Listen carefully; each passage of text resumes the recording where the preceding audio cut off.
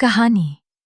शीरू की वापसी घने और खूबसूरत जंगल में, जहां हर तरफ हरे भरे दरख्त, रंग बिरंगे फूल और परिंदों की चहचहाहट गूंज रही थी। एक नन्हा सा शेर का बच्चा रहता था, जिसका नाम था शीरू। शीरू बहुत ही शरारती और खुश मिजाज था। वो सारा दिन उधर उधर दौड़ता, तितलियों के पीछे भागता और कभी-कभी खुद ही अपनी दम को पकड़ने की कोशिश करता। एक दिन खेलते खेलते शीरू बहुत दूर निकल आया। पहले तो उसे बड़ा मजा आया, मगर अचानक वो रुक गया।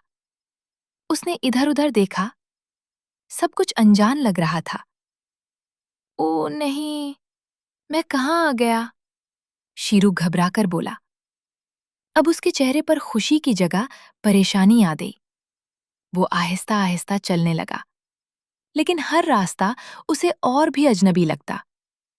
इसी दौरान उसे दरख्त पर बैठा एक बंदर नजर आया। अरे छोटे, तुम इतने उदास क्यों हो? बंदर ने पूछा। मेरा नाम शीरू है और मैं रास्ता भूल गया हूं, उसने रोते हुए कहा। बंदर मुस्कुराया। फिक्र न करो, मेरा नाम मैमू है और मैं बहुत समझदार हूं। मैं तुम्हारी मदद करूंगा। अब मैमू और शीरू साथ साथ चलने लगे। रास्ते में वो मुख्तलिफ जानवरों से मिले, मगर किसी को सही रास्ता मालूम न था।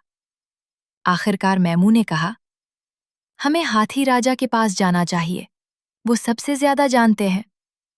कुछ देर बाद वो एक बड़े तालाब के पास पहुंचे, जहां हाथी राजा पानी पी रहे थे। सलाम हाथी राजा, मैमू ने आवाज दी। हाथी राजा ने प्यार से जवाब दिया।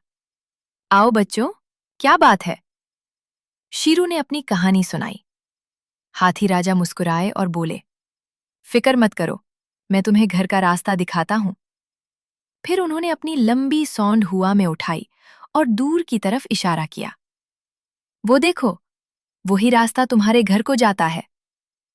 शीरू की आंखें खुशी से चमक उठीं। शुक्रिया हाथी राजा, शुक्रिया मैमू।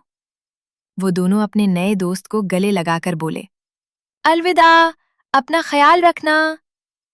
अब शीरू खुशी खुशी तेजी से अपने घर की तरफ भागने लगा। कुछ ही देर में वो अपनी माँ के पास पहुंच गया। उसकी माँ ने उसे प्यार से गले लगा लिया। शीरू ने मुस्कुराते हुए सोचा, आज मैंने न सिर्फ रास्ता पाया, बल्कि अच्छे दोस्त भी बना लिए। सबक: मुश्किल वक्त में घबराने के बजाय दोस्तों की मदद लेना ही समझदारी है।